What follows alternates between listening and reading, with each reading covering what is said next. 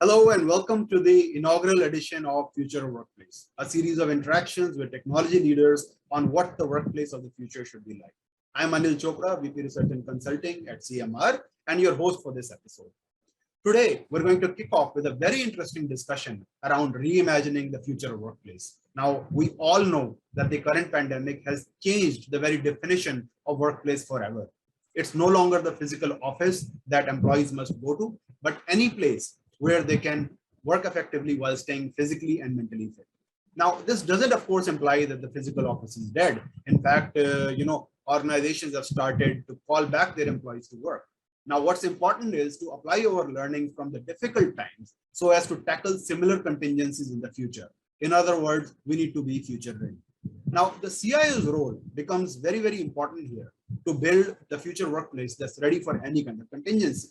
It requires deeper thinking on issues like how to really make collaboration more intelligent, intuitive, effective, and engaging for employees. How do you really enable customer interactions, and what technologies and tools to use, amongst others. Now, to have this discussion, we have with us three very special guests with us, and I'd like to invite all of them for this interaction. Welcome, gentlemen, and I'm pleased to introduce with Manoj Kumar, who's a Group Head IT CIO at Ray International Group. Welcome, Manoj. Thanks, Anil. Thanks. We have with us George Akras, who's the CIO at Academia Management Solutions International, short for AMSI. Welcome, George. Thank you. And we have with us Mohammed Shahave, who's the MEA Enterprise Solutions Specialist, Endpoint and Security Products, Intel Sales and Marketing at Intel. Welcome, Mohammed. Thank you. Pleasure to be here. Okay, so we'll start off on this very interesting discussion, and I'd like to start off with Manoj. Manoj, we've been in the lockdown mode, working from home for quite some time now. How has the current situation really changed your own style of working? Thanks, Anil, for the introduction. Just introduce myself a little bit more. What I'm here. I'm here at the International Group in Oman. That is around 6-7 companies altogether. I'm heading the IT here. Come back to your question, Anil.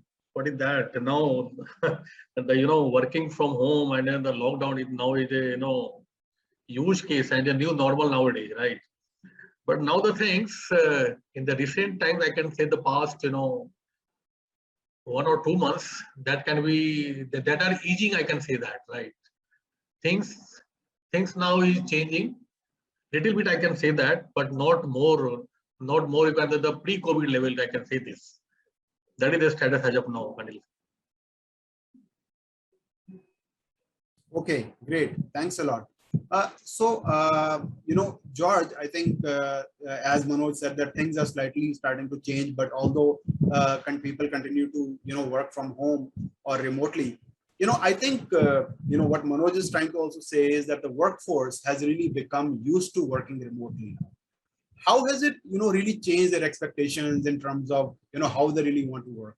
Are there kind of different types of requests coming in to IT for it? What are your learnings? Okay, to start this off, I want to tell you that I work for a group of schools. We are a company that manages a group of schools in the UAE. And working from home to us was a completely new challenge because teachers were not used to do this from their house, having to host a classroom of 30 or 40 students from home.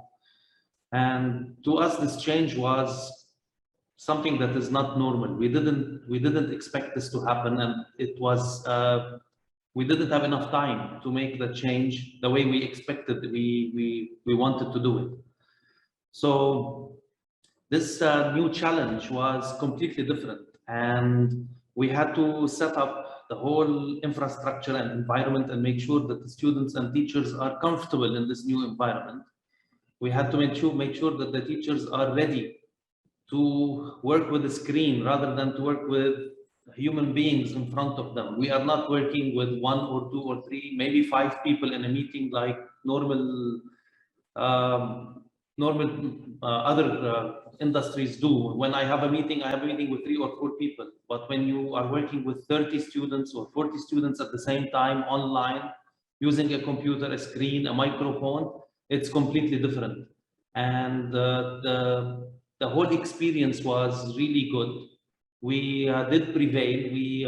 We did some really good things during this period, and our staff have come through. They have proved that they are ready for something like that.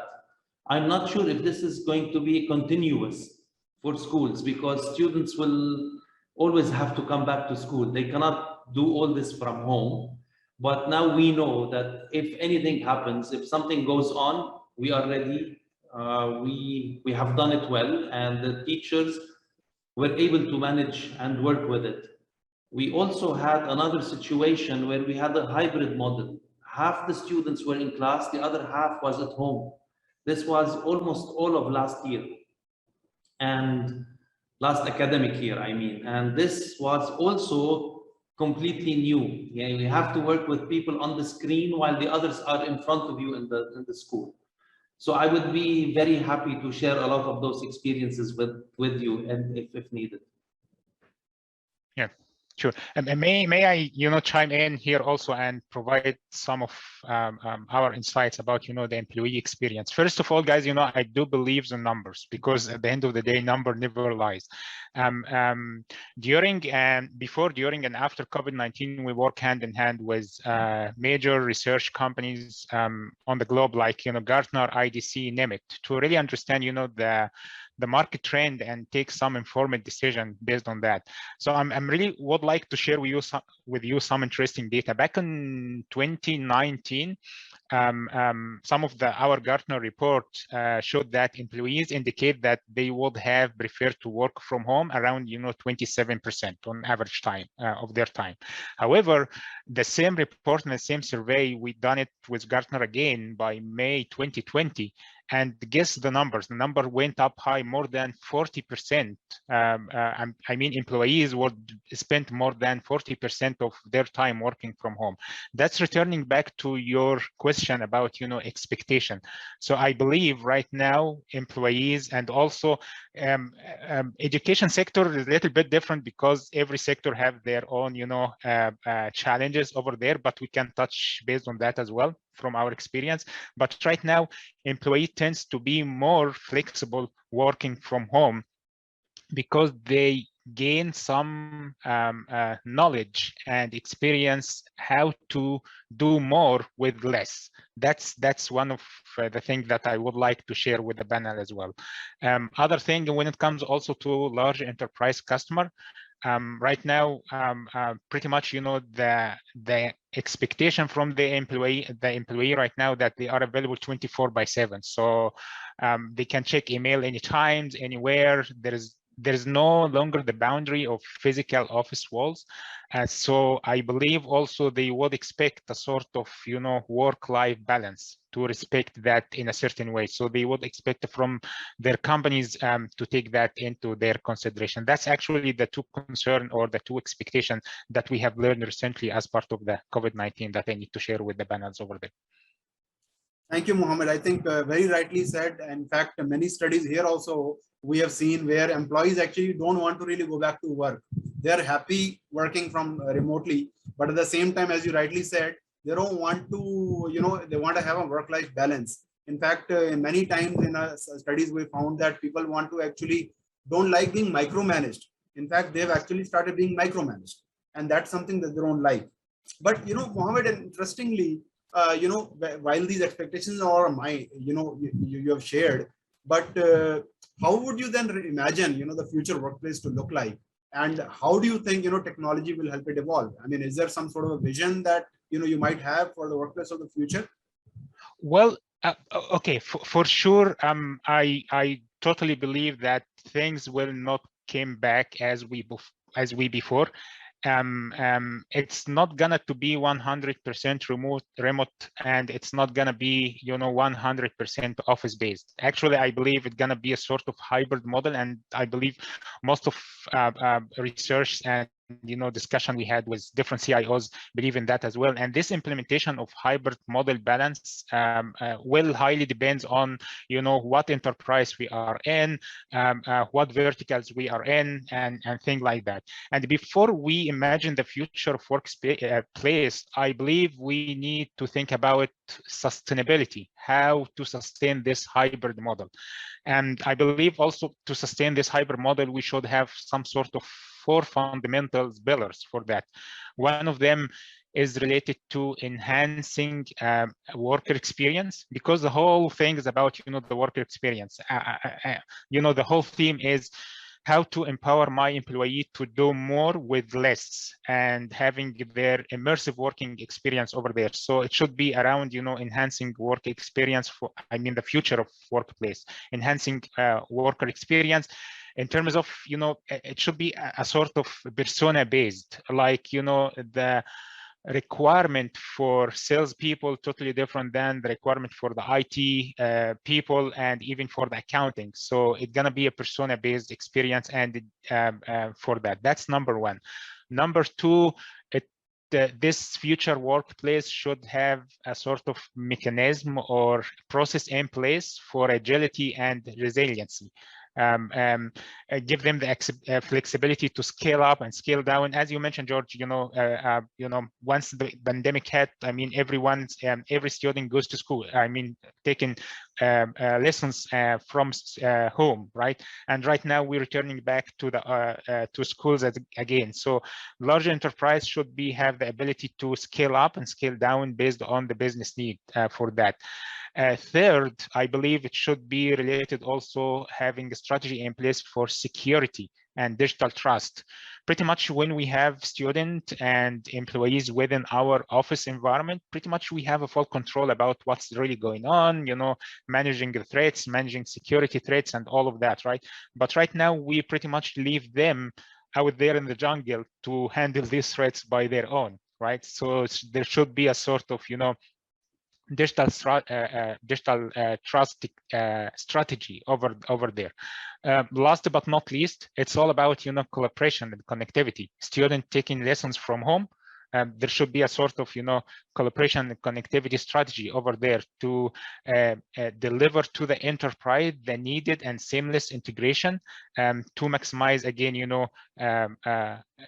workforce and student experience. That's number one. And also information sharing and the collaboration between people, not only within their peers and within their friends within the company or in school, but also with their customer and partner around the globe.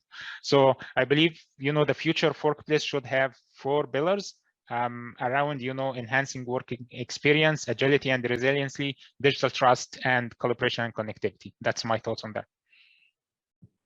Thanks. I think very, very good points. And I like your point about, persona-based workplace now. Everyone has a digital as well as a physical persona now, so that managing that becomes very, very important. And of course, the other points about security and digital trust become very important.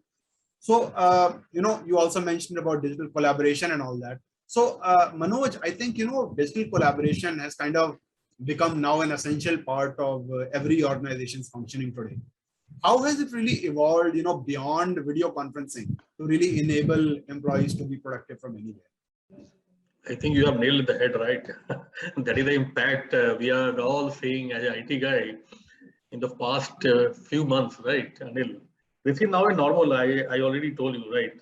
But I want to try to, communicate and convey to your people what is the impact we have and what kind of things we have to go ahead, right? You are talking about apart from the video conferencing, right? What kind of things? When this change, I'm talking about the behavior of the management, behavior of the vendor, behavior of the customer, and you can say that expectation also totally changed. I can say that, right? Just example, I'm talking about that, like the vendor, right?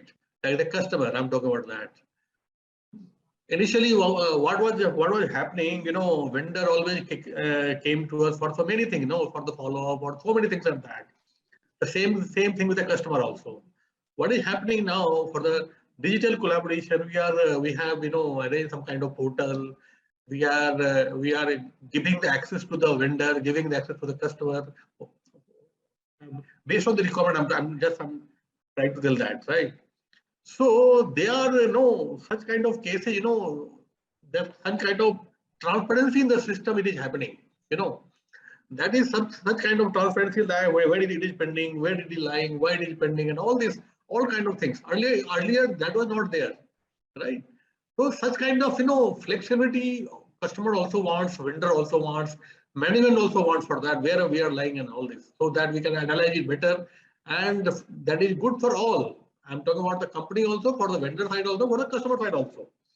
So that is my experience on that, right? The collaboration for such kind of things is very, very important.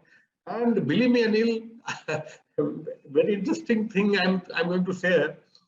The speed of the project is too high. That is in the COVID time. We have, what happened exactly? We have treated COVID as a challenging for us, for the IT, right? We have challenged ourselves how to increase the productivity of our working, our people, our something, and our workplace.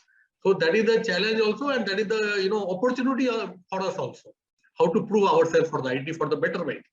So in this way, our project, you can say that at least 25% faster. Can you believe that? Hardly, IT people can say our project is completing on time. Very, very hardly you can understand that. Dealing scale very long time.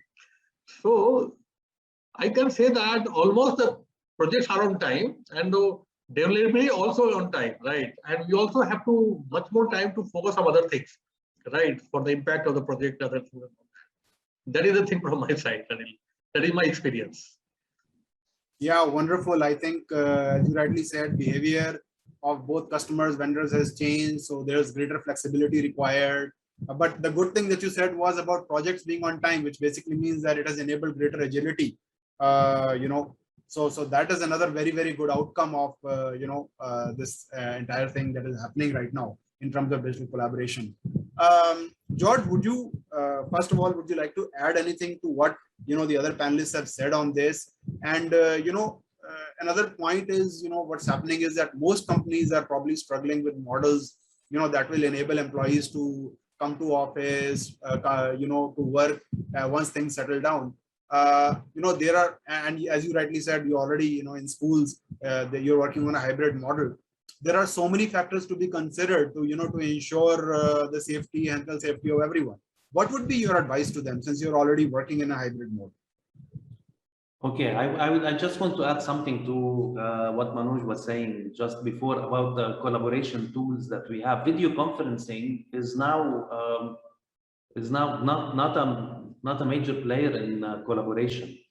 I can tell you from experiences that myself and my friends, we now have, for example, 10 or 12 groups on the instant messaging applications to collaborate all the time, 24/7. There is no time restriction anymore. With video conferencing, at least you have to have, you will be in a certain space or in a certain place to do the collaboration. But with instant messaging, this has broken all boundaries. So now every 3, 4, 5 people, every small team will have a group on any of the instant messaging applications that are available out there, and you have 24/7 time for collaboration. We're always constantly talking to each other, sending each other files and images, and telling each other what's supposed to happen. This has grown beyond expectation. We didn't expect that this will happen so fast, and now we are dealing with it. And part of this is coming back into the office, going into a hybrid model, is finding the best combination of all these tools that are available to make coming back to the office easier for the employees.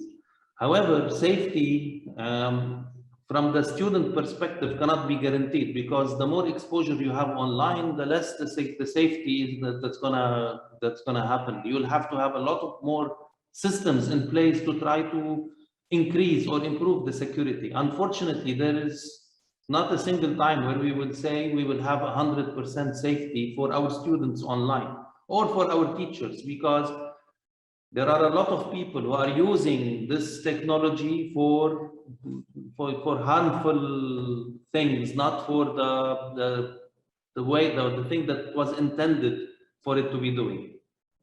Therefore, I believe having hybrid models will have to make all companies and all organizations find a lot more systems, to place more systems, technical systems and IT systems and other systems in place, policies and procedures for safety and well-being for all the employees and all the clients. In our case right now, the clients are the students and the parents that we have. So we have to have a lot of procedures to ensure their safety, whether from different viruses that are that are there. We have to ensure social distancing. We have to ensure that the place they are visiting is clean and disinfected all the time, that it is available and ready for them for usage. We have to make sure that all the computers and all our systems are safeguarded. No hackers can come in, or no people can disguise themselves and come in and try to cheat the people who are online and to give them wrong information. So coming back on having hybrid models is the bigger challenge. The biggest challenge is having the hybrid model, because if everything is online, you have a proper mindset and you have a proper system in place that will manage. And if everything is back in the office, it is easier to manage. But when you have both at the same time, this is when you have to work to make sure that all the systems come together and work together to ensure that you are providing the best and safest environments for the people to work in. Yeah, and also I wanna Deto and Touch agree what been said, that this sort of hybrid model bring some challenges. Complete office have some challenge. When you back, complete work from home have some challenge. So bringing all together will we will have a new set of challenges over there. But returning back to the original question about the video conferencing and the collaboration tools, as you know, guys, video conferencing have been there for a while, and it's been used for decades for collaboration among employees within different continents for a long time. However, what I have seen recently changed, that we need to bring that video collaboration tool under one umbrella, right? To fulfill different organization and employees requirement. That's number one. Also, one of the things that we learned recently, it's not only about the video conferencing, it's about different collaboration tool. As George mentioned, right now there is a channel or there is a group where you send a message anytime, anywhere, 24/7. Something like Microsoft Teams used to have a feature like walkie-talkie feature or click to talk button, where you can broadcast your message all over all of the channel attendee. This is an instance collaboration. You don't have to be on a video conference to convey something. That's number two. Also, especially in education, it's not only about the video conference, but other collaboration tool where you can take notes, assign ARs, things like that, taking your homework and lessons and all of that. So all of these challenges we need to think about that to figure out how we can bridge within this hybrid work model we talking about. Yeah, but I am glad that you talked about the going beyond video conferencing and other collaboration tools. You mentioned about MS Teams and all that. But I think George also pointed out security, and security seems to be, I think, your favorite area. So you want to add something on that in terms of ensuring security of a working environment? Okay, yeah, straight to the point. So when we think about security, let's think about it not only about the devices, but let's think the bigger picture. I mean, end-to-end security solution, started from the device to the data up to the cloud, right? And one of the things that we believe will emerge over the next couple of years to fulfill this hybrid workforce environment is AI. how we can leverage AI and artificial intelligence capability to do two more things. One of them is to streamline the workforce experience, make life there more better.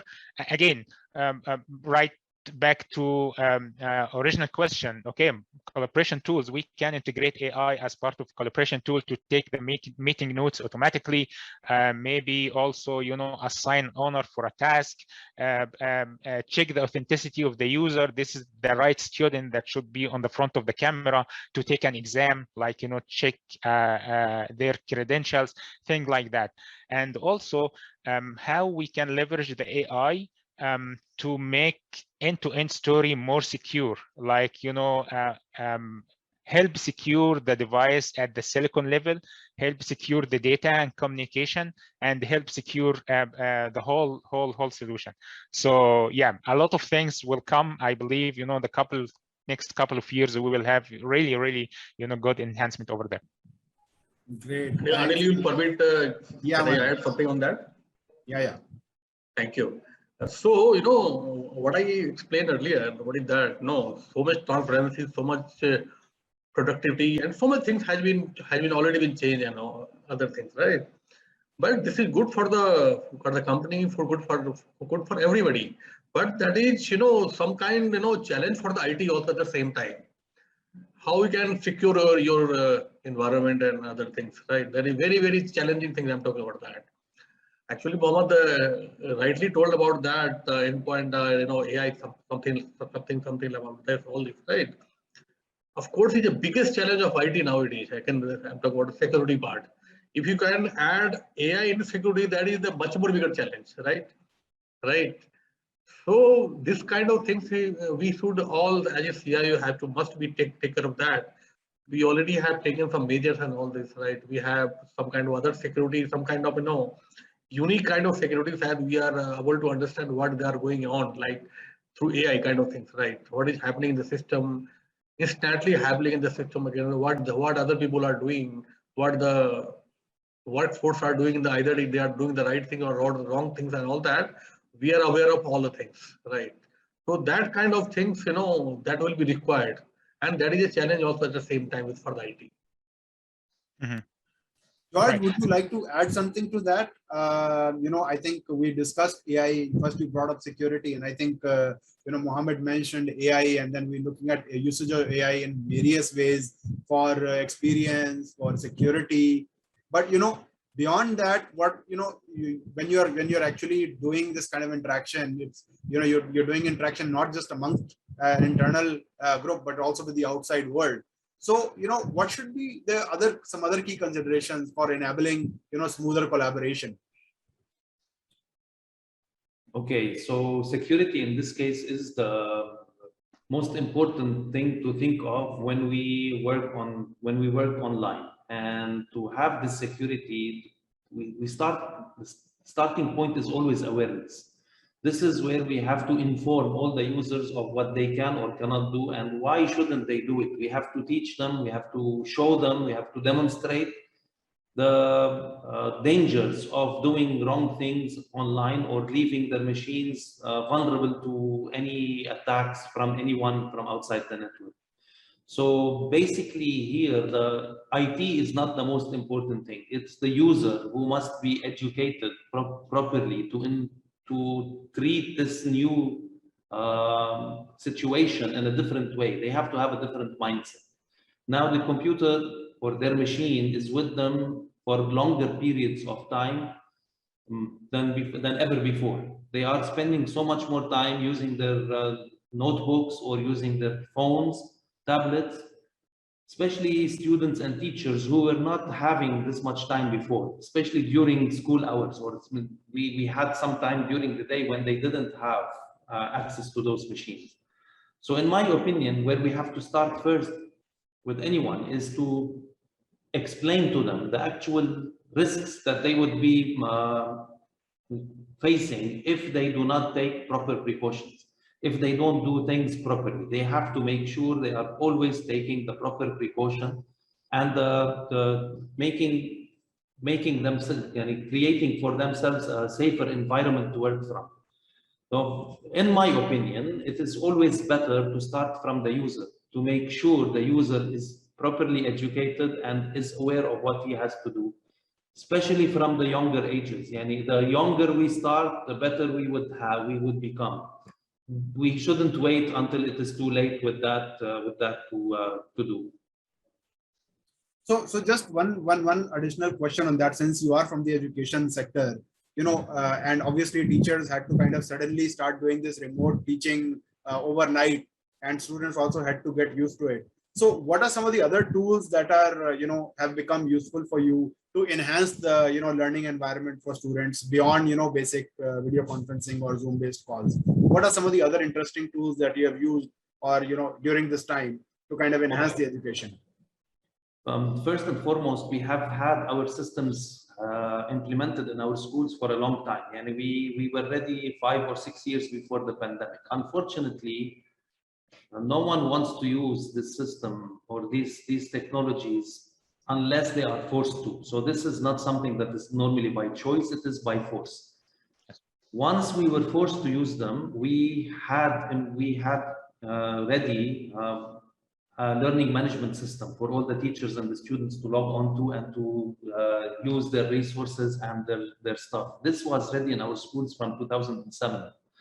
But it wasn't used as much as we wanted it to be used until when the pandemic started. This is when it was heavily used. Everybody wanted to use it because all the resources, all the work was done on that platform. And we didn't use a collaboration tool for our online meetings or for our teaching, for our classroom. We used a virtual classroom plugin. I'm not sure if anyone has heard of it before. It's called the Big Blue Button. This is not a collaboration tool. It's a virtual classroom. And in order to use this virtual classroom, we had to build our own private cloud. We had to increase the number of servers. This is what Muhammad, I think, was mentioning before, which is trying to build something to do that. We had only one server that would accommodate around 300 students at a time, ready for us to use. And within a couple of days, we needed to provide this same server for around 8,000 users. So we had to scale up in no time. We had to find the providers. We had to build the cloud. We have to install the servers, the load balancers. We had to set up the application, import all the users, make sure that everything is running within a few days. And it wasn't as easy as we expected it would be. Responses were very slow because during the pandemic at that time, the demand was very high on all the providers, and trying to find someone to find all this equipment with at a very fast pace was difficult. However, we did it. We were able to scale up and we were able to host all our applications. We were able to increase our security as much as we can.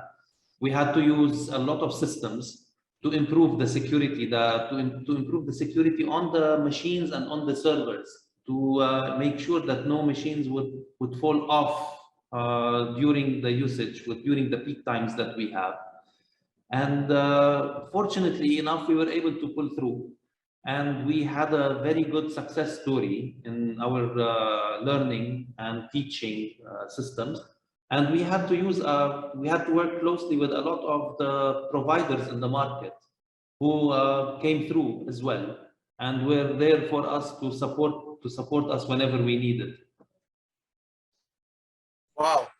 I think that's a very, very good example that you've given. Virtual classroom and scaling up to so many users and making sure that all the provision and all that was done. I think a beautiful example of how it has really been done during the pandemic in the education sector. Mohammed, I'm going to come to you in a minute, but before that, I just want to know if Manoj has anything to share which is more specific to his industry in terms of any similar example of certain challenges and how you kind of overcame it. And then I will come to Mohammed. Sure. Yeah, thanks, Anil. Just to add on that of George, we have the group company, right? And one of our company, the skills, they are, we have the institute also, and we are having, students came to us and finding kind of registration, doing the course, kind of short term kind of course and all that. Whatever the George said, absolutely correct. And apart from that, what we have done that. We have done kind of portal, right? Some kind of you can say that, and building some kind of transparency in the system within the students and the teacher. Where we've done that, we have designed one portal for that. That is the complete transparency where we are exactly right now. The adding on that only, we have done so many things.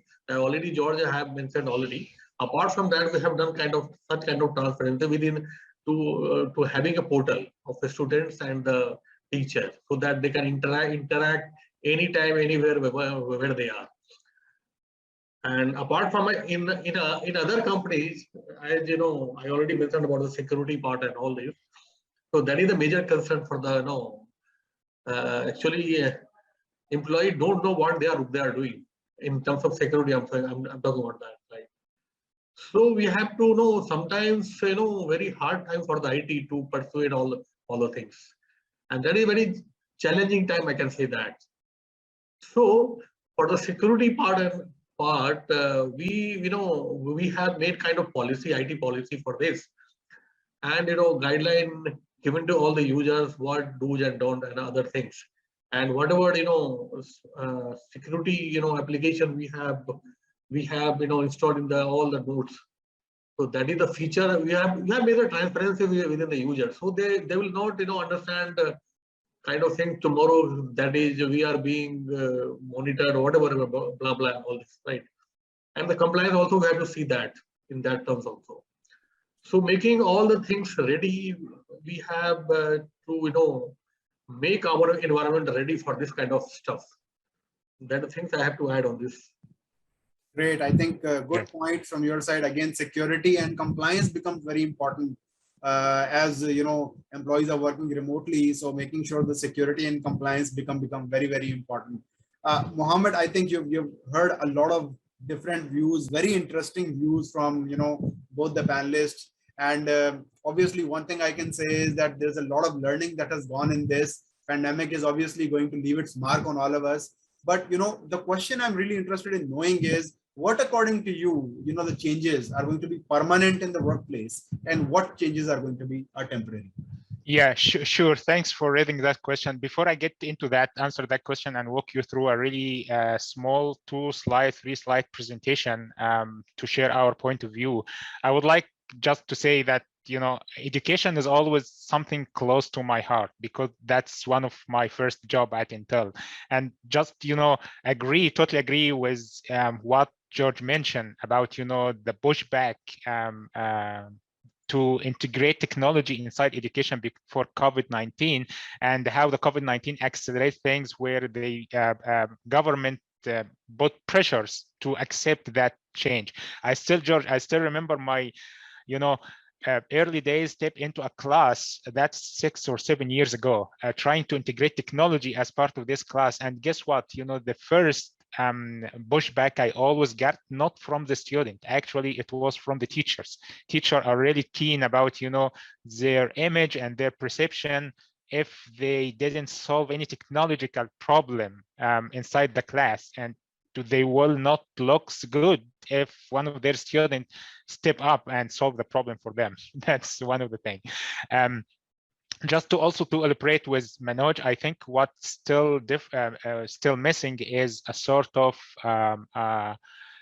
analytical data about the usage of the devices, either inside the education or enterprise segment, to give some data to the C-level executive to take an informed decision, like how the device is being used, what types of attacks they facing, how the student use the device among the day, how many hours for video, how many hours for browsing, how many hours for collaboration, and things like that. All of this data still we need to evolve that, so C-level can take some sort of informed decision to enhance their business and move to the next step. That's my thoughts on that. Okay, sorry, let me share my screen. to walk you through just a couple of slides. Again, the whole story we talking. Thanks a lot, guys, for the discussion. This really informative discussion, and enrich my experience as well about your thoughts in terms of large enterprise and education about the future of workplace. First, before we dig into how the future of workplace should look like and the fundamentals of it, let's first define what work means. And I believe I love this, statement. Work is something you do, not a place you go, right? And before we deep dive how the digital workplace should look like, again, we all talk about the current situation. Where majority of the workers are actually either on site, and most of the meetings are happening with customer face to face. And again, this is pre-COVID, and during the COVID-19, majority of the workers, or even the collaboration, are happening virtually, and most of the customer meeting and all of that happening virtual aspect kind of it. So we believe the next normal would be a sort of hybrid model, and I think from our discussion we all agree on that. And again, this is the sort of, the major business requirement for the future of workplace, how it should look like. And we can summarize that among 3 different pillars, as you can see here. It's mainly about cost, reliability, and predictability. When it comes to the cost, the strategy for the new workplace should take into consideration security, goes without saying. We all agree on that. Resiliency and efficiency. Resiliency to scale up and scale down, and efficiency as well to drive down total cost of ownership, how to minimize the cost of fixing problem, even if we find a way to fix that remotely. George, can you imagine, one of your students get tablet or get devices in their home, and suddenly something happened with their operating system, how they can fix the problem remotely. That's when it comes to cost. Reliability, again, we talk about enhancing the worker experience, collaboration, and agility. And last but not least, predictability that I was talking about, how we could integrate the AI as part of our story to get some predictable data in advance. Not only predictable data in advance, but sum up a digital experience report to the management level to take some decision to enhance the business needs later on. And then we believe the workplace is evolving, and to achieve that sort of capability of evolving the workplace, 6 capabilities need to be provided in the place. Application and data access, anytime, anywhere. Your employees, your students should have immersive experience to access the data anytime, anywhere. That's one thing. Again, manageability, managing the device remotely. Managing your employees remotely, even if they are not present in their office right now and scattered all over the place. And with manageability, also we come or having another challenge related to security that we are talking about. End-to-end security solution should be in place as well to work with. Then connectivity. And I believe connectivity and collaboration are mutually exclusive to each others, because collaboration depends on connectivity by any means. So how we can provide to our student and our employee an immersive connectivity and the collaboration experience to do more with less, and keep them productive. And again, as you mentioned, George, about the multi-cloud architecture and scale up, and the exact example you mentioned during the COVID-19 to scale up. So this is pretty much how we would think about evolving the workspace for the future. And one of the things also I need to grab your attention to, and this I have seen that happening more frequently in mature market, mainly US and Europe. Large enterprise right now start thinking about everything as a service, like device as a service, platform as a service, which help them for agility, resiliency, and manageability as well. So they outsource all of these day-to-day task activity to someone else, and keep them focused on really strategic values for their enterprise. So that's one of the trends actually I need to share with you as part of the COVID-19 situation over there. Yeah, that's it. Yeah, thanks, Mohammed. I think great presentation. I think, that question about permanent and, what is temporary, you kind of answered it in terms of how the workplace is really evolving. I think, it's really, really kind of, given a great perspective on that. And I think all, George, I think Manoj, you've given some really great perspectives. I think really bang on the education, some of the great things that you've done. I think besides just video conferencing, a lot of new things, can be done. Scaling up security is very, very important. Manoj, you referred to security and being able to work with customers and partners. I think really great, insights from you. Mohammed talked about, all the security and the collaboration and the multi-cloud, I think becomes very, very critical over here. So I think, great presentation, great session. I think really good insights from all of you. It's been really wonderful hosting this session. So thank you so much, all of you. And with that, I think we will, conclude today's session. And, I hope that everyone, enjoyed watching this episode of Future of Workplace. We will be back again soon with more interesting discussions around other aspects of this topic. So thank you and goodbye.